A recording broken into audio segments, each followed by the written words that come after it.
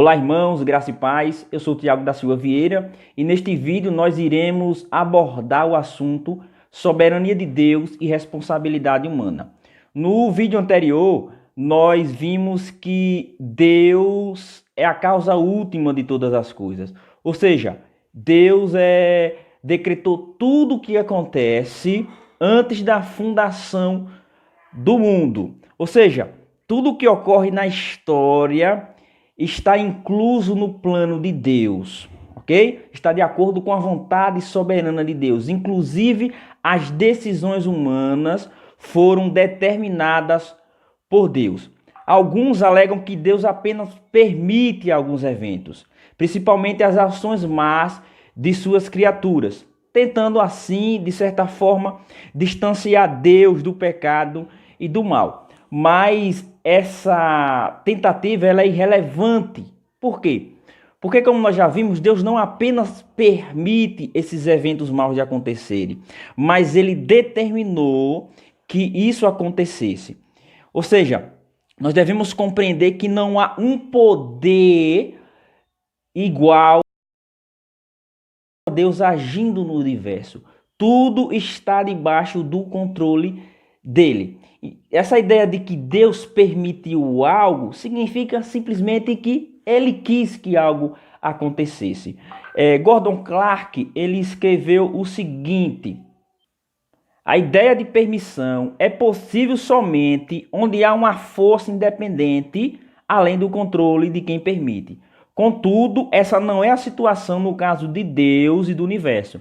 Nada no universo pode ser independente do Criador onipotente, porque nele vivemos e nos movemos e existimos. Então, não existe essa ideia de permissão, porque Deus é o único poder onipotente no universo e Deus controla todas as coisas. Ou seja, Deus não apenas permite algo como que se esse algo agisse fora do controle dele, independente. Não. Deus, ele controla todos os eventos. E mesmo se nós dissermos que Deus permite, isso é a mesma coisa que dizer que ele quer que aconteça. Porque se ele permite, mesmo podendo impedir que algo mal aconteça, isso significa que Deus quis que aquilo ocorresse. João Calvino também, ele afirma que essa distinção de vontade permissiva e vontade ativa é irrelevante. Ele diz assim: recorre-se à distinção de vontade e permissão, segundo a qual querem manter que os ímpios perecem pela mera permissão divina, não porque Deus assim o queira, mas porque diremos que o permite, senão porque assim o quer. Pois não é provável que o homem tenha buscado sua perdição pela mera permissão de Deus e não por sua ordenação, como se realmente Deus não haja estabelecido em qual condição quisesse estar a principal de suas criaturas.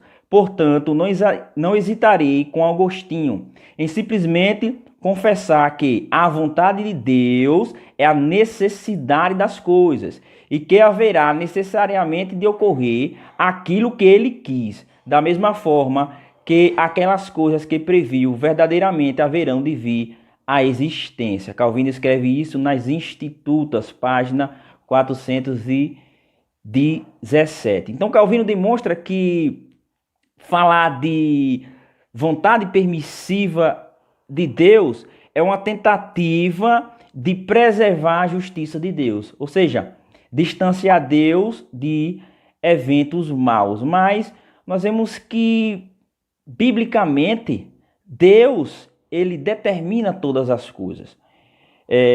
Como vimos, de acordo com a Bíblia, tudo o que acontece está no plano de Deus. Se algo acontece, é porque Deus quis assim. Ele tem um plano, ele tem um propósito.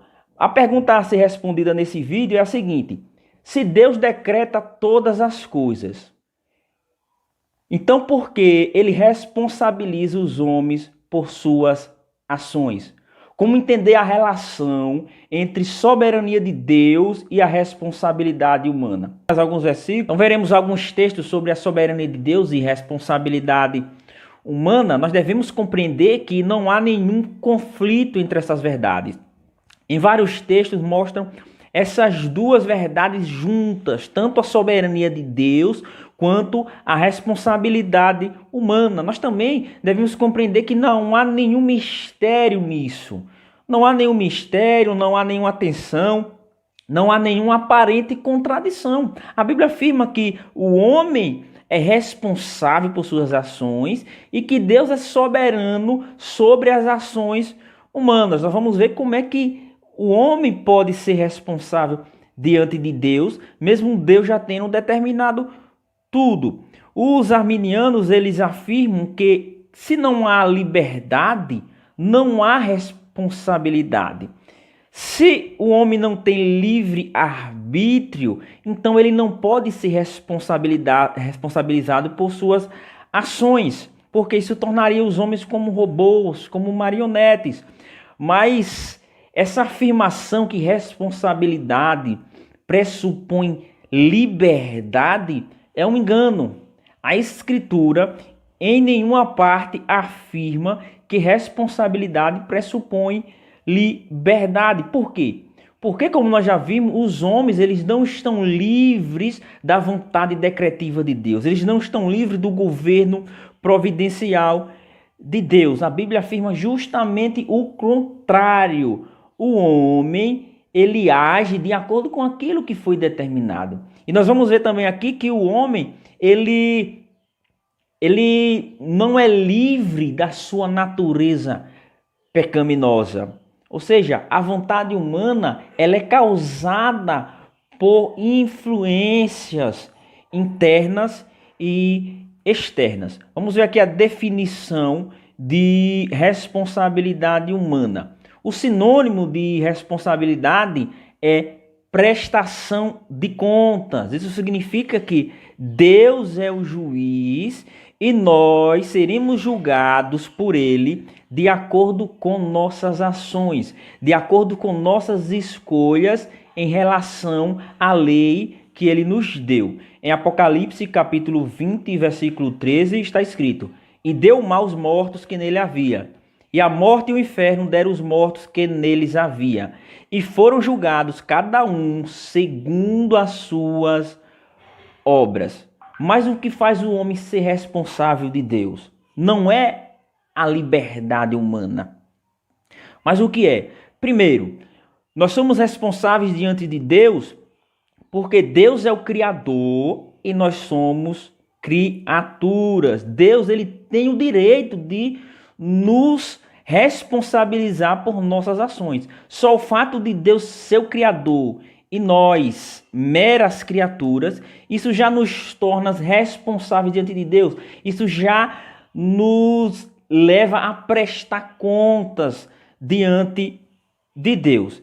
E é isso que diz Romanos no capítulo 9, versículo 19. Dime-as então, por que se queixa ele ainda? Porquanto quem tem resistido à sua vontade?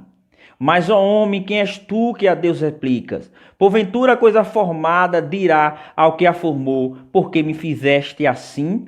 Ou não tem o oleiro poder sobre o barro, para da mesma massa fazer um vaso para a honra e outro para a desonra? O apóstolo Paulo está dizendo o seguinte, que o homem, ele é responsável, que Deus considera o homem responsável por suas ações, porque Deus é o oleiro soberano e o homem é o barro. E Deus tem o direito de fazer o que quiser com esses homens. O oleiro tem o direito de fazer vasos para a honra e vasos para desonra. Então aqui nós vemos que só o fato de nós sermos criaturas e Deus o Criador, isso nos torna responsável diante dele. Deus, ele tem o direito de nos considerar responsáveis pelas nossas ações.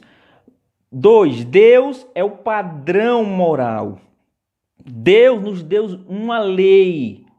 Deus deu a lei aos homens para que esses homens a cumprissem e prometeu julgá-los de acordo com as ações de cada um em relação a essa lei. Notem que isso não tem nada a ver se o homem é livre, se o homem tem o poder ou não de cumprir essa lei. Se o homem tem o poder ou não de obedecer a lei que Deus nos deu. Então nós vemos aqui que os textos que mostram a responsabilidade humana sem a pressuposição da liberdade. O homem ele não é responsável por suas ações porque ele é livre, porque ele tem um poder de escolher entre o bem e o mal, porque ele tem a capacidade de obedecer aos mandamentos de Deus. Um dos textos usados para aqueles que defendem isso, que o homem ele só pode ser responsável se ele for livre, Gênesis capítulo 4, versículo 7, que diz assim: se bem fizeres, não é certo que serás aceito, e se não fizeres bem, o pecado jaz às portas, e sobre ti será o seu desejo, mas sobre ele deves dominar.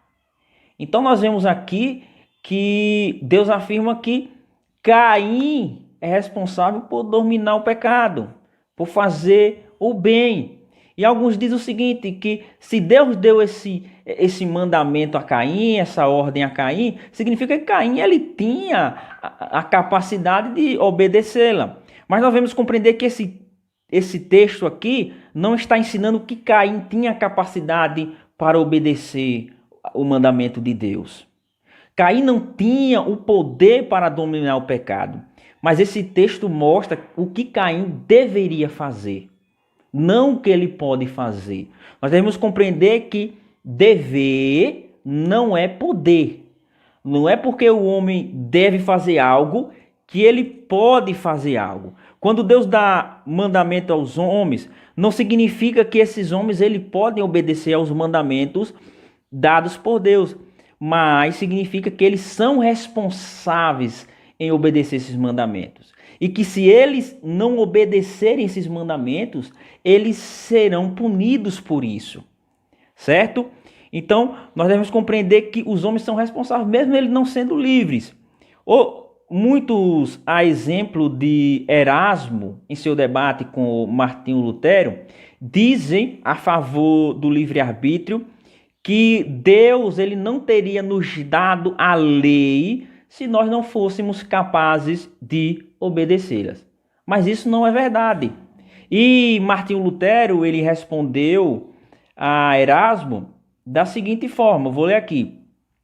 A resposta é que a lei não foi dada para mostrar-nos o que podemos fazer, nem mesmo a fim de ajudar-nos a fazer o que é correto. Paulo diz em Romanos 3,20, pela lei vem o pleno conhecimento do pecado. O propósito da lei foi o de mostrar-nos no que consiste o pecado e ao que ele nos conduz, a morte, ao inferno e à ira de Deus. A lei só pode destacar essas coisas, não pode livrar-nos delas. O livramento nos chega exclusivamente através de Cristo Jesus, que nos é revelado através do Evangelho. Então Martinho Lutero aqui está afirmando, segundo a Bíblia, que quando Deus dá a lei ao homem, não significa que o homem ele é capaz de obedecê-la. Que o homem é capaz de ser salvo através da obediência à lei. Não, a lei serve exatamente o contrário, para mostrar a nossa incapacidade de obedecê-la, assim nos conduzindo a Cristo como Senhor e Salvador de nossas vidas. Então a lei não foi dada para que nós possamos ser salvos por ela. Não significa que quando Deus nos dá os 10 mandamentos, significa que nós podemos obedecer a esses mandamentos. Não, isso significa que nós devemos obedecê-los e não que nós podemos obedecê-los. Outro texto usado por muitos é Deuteronômio capítulo 30, versículo 19. No texto está escrito: te propus a vida e a morte, as bênçãos e as maldições. Escolhe, pois, a vida. Então alguns dizem o seguinte: aí está, o homem tem livre-arbítrio. O homem tem a capacidade de escolher entre um e outro, entre a bênção e a maldição, entre a vida e a morte. Mas esse texto não está dizendo que o homem ele pode escolher. Moisés não está dizendo que Israel pode escolher a bênção ao invés da maldição. Que o povo de Israel tem a capacidade de obedecer à lei de Deus. Não. Moisés está dizendo que o homem é responsável por isso e que ele será julgado de acordo com as suas escolhas.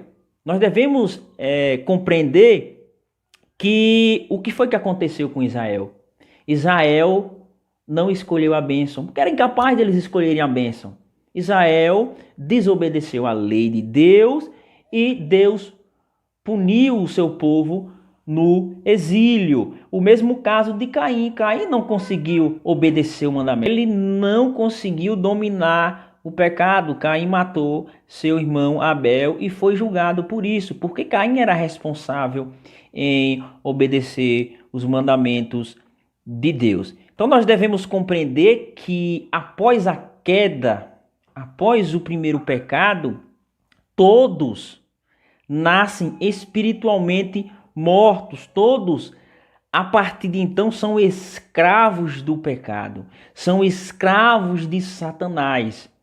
Os homens, eles não conseguem agir segundo a sua própria vontade, buscando o bem espiritual. O homem, ele agora é incapaz de fazer a vontade de Deus, de agradar a Deus. Nesse sentido, somente Adão e Eva eram livres de sua natureza, eram livres do pecado. Somente Adão e Eva poderiam escolher entre o bem e o mal. É isso que nós devemos compreender. A partir de então, o homem agora ele não age livremente. Ele é escravo do pecado, é escravo de sua natureza. Foi isso que aconteceu com o povo de Israel, foi isso que aconteceu com Caim. Então, quando Deus dá mandamentos, não significa que o homem ele é capaz de obedecê-los. Não, ele é responsável em obedecê-los. Quando é que o homem ele pode agir de acordo com a vontade de Deus? Quando Deus o capacita a fazer isso. É isso que nós vemos no caso de Israel. Israel só escolheria a vida quando Deus mudasse o coração daquele povo. É o que nós vemos lá em Ezequiel, capítulo 36, versículo 26, a promessa da nova aliança. E dar-vos-ei um coração novo, e porei dentro de vós um espírito novo. E tirarei da vossa carne o coração de pedra, e vos darei um coração de carne. E porei dentro de vós o meu espírito, e farei que andeis nos meus estatutos, e guardeis os meus juízos, e os observeis. Quando é que Israel poderia escolher a vida? Quando é que Israel poderia obedecer os mandamentos de Deus? Quando Deus transformasse a sua natureza. Quando Deus removesse o coração de pedra inclinado ao pecado e lhe desse um coração de carne, sendo capacitado a agir de acordo com a vontade de Deus. Então, nós devemos entender isso. Responsabilidade não pressupõe liberdade. Romanos 8, versículo 7.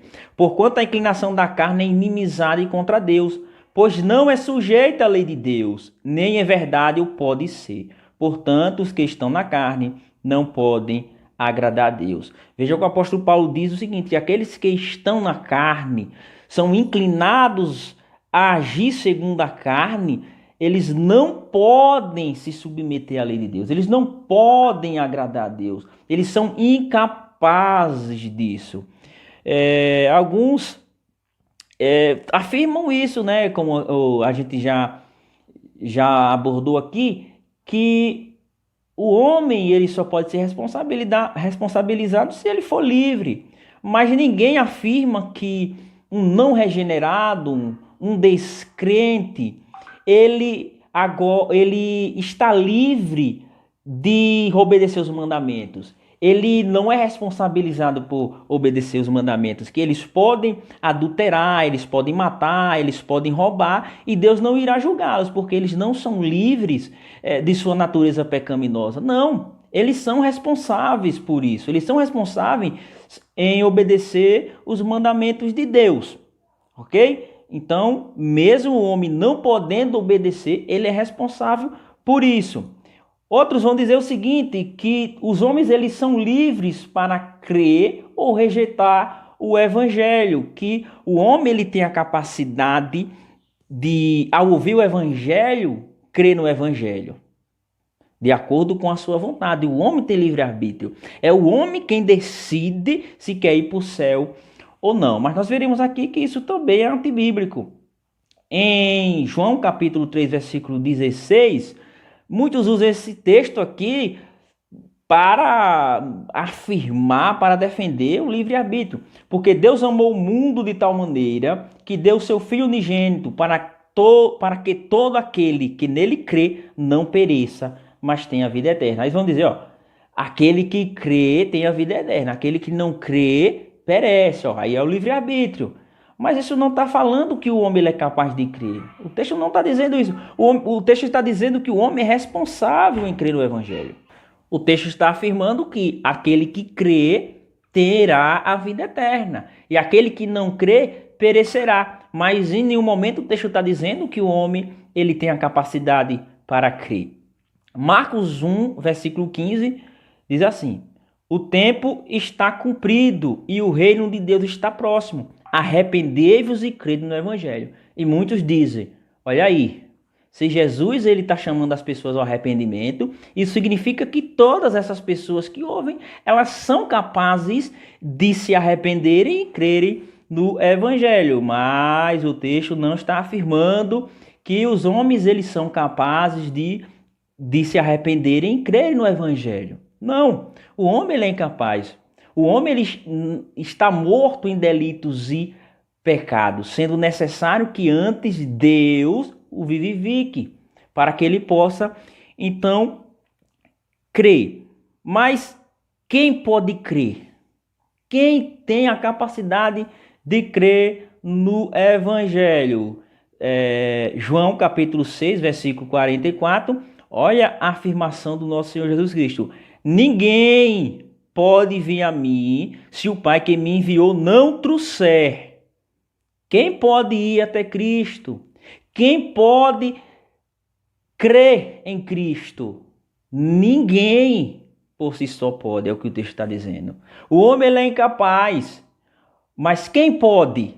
Aquele que o Pai levar até Cristo. Aquele que Deus regenerar. Aquele que Deus dá o arrependimento e a fé. Em Mateus capítulo 11, versículo 27, nosso Senhor Jesus Cristo afirma: todas as coisas me foram entregues por meu Pai, e ninguém conhece plenamente o Filho senão o Pai, e ninguém conhece plenamente o Pai senão o Filho, e aquele a quem o Filho quiser revelar. Quem pode conhecer o Pai? Quem pode conhecer o Filho? Aquele a quem o Filho quiser revelar. Aquele que o Pai quiser revelar.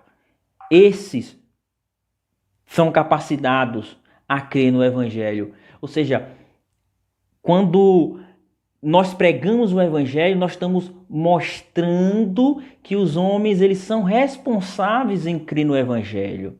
Que eles são responsáveis em tomar a decisão. Isso não significa que os homens ele têm o poder de crer. Isso significa que os homens eles são responsáveis em obedecer o evangelho. Então nós agora, irmãos, veremos alguns textos sobre soberania de Deus e responsabilidade humana. Em Isaías capítulo 10, versículo 6, está escrito assim: enviá-la-ei contra uma nação hipócrita e contra o povo do meu furor lhe darei ordem, para que lhe roube a presa e lhe tome o despojo, e o ponha para ser pisado aos pés, como a lama das ruas. Então esse texto aqui está mostrando a soberania de Deus em enviar a Assíria para punir o povo de Israel. Deus está fazendo isso, julgando Israel por causa da idolatria. Mas nós vemos nesse texto que Deus ele não permitiu a Síria agir contra Israel. Não, Deus enviou. Nós vemos que Deus é ativo na situação. Nós vemos que é Deus quem está causando esse evento. Está aqui, enviá-la-ei. É Deus quem irá enviar a Síria. Deus irá punir Israel por meio da Síria. Nesse sentido, Deus é a causa última desse evento. Deus é a causa final da destruição de Israel. Foi Deus quem enviou, mas a Síria é a causa secundária. É o meio pelo qual Deus está cumprindo esse propósito. Mas nós vemos aqui que a Síria é responsável por essa ação. No versículo 5 do capítulo 10, diz assim: ai da Síria, a vara da minha ira, porque a minha indignação é como um cajado nas suas mãos. A Síria, ela agiu de espontânea vontade. Eles escolheram destruir Israel. Eles agiram segundo o seu coração mau. Aquele povo era um povo mau, um povo orgulhoso que queria demonstrar o seu poder, o seu domínio sobre as nações. Então eles agiram para o mal. Nós vemos aqui que eles fizeram isso motivados por egoísmo. Eles fizeram isso para o mal. Nós devemos entender que a motivação das causas secundárias para o pecado é uma motivação egoísta. É uma motivação que tem como propósito se satisfazer naquilo que é mal, naquilo que é pecado, naquilo que é contra a lei de Deus. Mas nós também devemos compreender que eles não eram livres do decreto de Deus. A vontade de punir Israel, a vontade de Deus em punir Israel era para o bem. O propósito de Deus nas ações más é o bem, ok? Nós devemos entender isso, que há propósitos diferentes entre a causa primária e a causa secundária, ou a causa última, que é Deus, causa primária ou causa última. Vemos que os homens aqui eles são responsáveis. Deus está responsabilizando a Síria e Deus diz que vai punir esse povo. Outro texto, e eu creio que é o maior exemplo de pecado na Escritura, é o maior ato, o pior ato mal já cometido pelos seres humanos, que é a crucificação do nosso Senhor Jesus Cristo. E nesse texto, nós vemos a soberania de Deus e a responsabilidade humana. Diz assim, Atos capítulo 2, versículo 22 e 23. Homens israelitas, escutai estas palavras: a Jesus Nazareno, homem aprovado por Deus entre vós com maravilhas, prodígios e sinais, que Deus por ele fez no meio de vós. Como vós mesmos bem sabeis, a este que vos foi entregue pelo determinado conselho e presciência de Deus, prendeste, crucificastes e matastes pelas mãos de injusto. Atos capítulo 4, versículo 27 e 28. Porque verdadeiramente contra o teu santo filho Jesus, que tu ungiste, se ajuntaram não só Herodes, mas Pôncio Pilatos com os gentios e os povos de Israel, para fazerem tudo que tu anteriormente determinado que se havia de fazer. Então nós vemos claramente nesse texto o apóstolo Pedro responsabilizando os homens por terem matado o nosso Senhor Jesus Cristo. Pedro está dizendo que eles pecaram contra Deus. Pedro diz: prendeste, crucificados e mataste pelas mãos de injusto, no versículo 23 do capítulo 2. Saiba, pois, com certeza toda a casa de Israel, que a esse Jesus a quem vós crucificaste, Deus o fez Senhor e Cristo. Nós vemos aqui a responsabilidade humana. Esses homens foram responsáveis por esse pecado. Pôncio Pilatos, Herodes, o Sinédrio, os gentios, Judas Iscariote, os povos de Israel, eles foram culpados pela crucificação de Cristo. Mas nós vemos aqui que isso foi determinado por Deus. Veja aí em Atos capítulo 4, versículo 27 e 28. Para fazer tudo que a tua mão e o teu conselho tinham anteriormente determinado que se havia de fazer. E nós vemos aqui que eles não poderiam ter agido diferente. Eles não eram livres do decreto de Deus. mas eles foram responsáveis pelo que fizeram. E nós vemos também que o propósito deles foi o mal, foi inveja, foi a covardia, né? No caso de Pilatos, no caso dos romanos, para demonstrar o seu poder, né? A sua justiça ali. No caso de Judas, por ganância. Então, eles foram motivados pelo mal, foram motivados pelos seus próprios corações. Eles fizeram isso de espontânea vontade, mas nós vemos que Deus determinou que isso acontecesse. E nós vemos que Deus ele tem um propósito bom nessa ação. Deus tem um propósito bom nesse pecado, que é o quê? A salvação do seu povo. É através da morte de Cristo que os eleitos são salvos da condenação eterna. Nós vemos aqui que Deus é a causa última e final da crucificação. Ele predestinou todos os eventos que culminou na morte de Cristo e isso aconteceu infalivelmente. Não poderia ter sido diferente. Nós vemos que os que crucificaram Cristo, eles não eram livres da vontade de Deus. Eles não eram livres do decreto de Deus, mas eles eram responsáveis, ok? Eles agiram contrário à lei de Deus. Eles agiram contrário aos mandamentos de Deus. Eles desobedeceram à lei e por isso são punidos. Mas isso não tem nada a ver se eles eram livres ou não. Então, diante disso, meus irmãos, nós podemos ter a certeza que Deus decretou todas as coisas para o bem dos eleitos. Romanos 8, 28, todas as coisas cooperam juntas para o bem daqueles que amam a Deus, daqueles que estão chamados segundo o seu propósito. Então, tudo o que acontece, seja bom ou ruim, nesse universo, é para o bem dos eleitos e para a glória de Deus. Ok? Então, concluindo aqui, fazendo um resumo, o homem é responsável por seus pensamentos, palavras e ações, não porque ele é livre para agir diferente, para agir contrário a isso. Não, mas ele é responsável porque há um legislador, há um juiz soberano que requer obediência deles.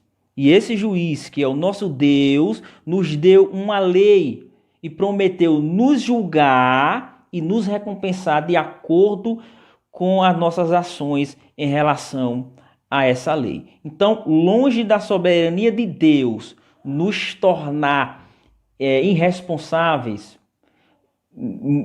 nos tornar marionetes, robôs, a soberania de Deus estabelece a nossa responsabilidade. Diante disso, nós devemos viver de acordo com a vontade revelada de Deus, de acordo com os mandamentos de Deus. Fazer o que Ele nos ordenou, ok? Então, diante disso, nós não podemos questionar Deus, dizer, por que o Senhor faz isso?